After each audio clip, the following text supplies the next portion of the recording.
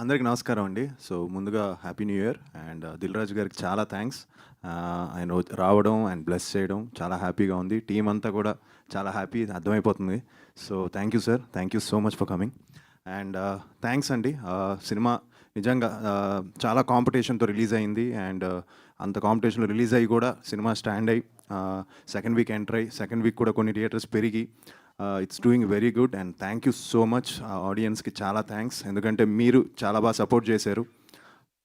You supported, you gave us the love. మీ అందరికీ జెన్యున్గా సినిమా నచ్చి మౌత్ టాక్తో ముందుకు తీసుకెళ్లారు. సో మీ అందరికీ చాలా థ్యాంక్స్.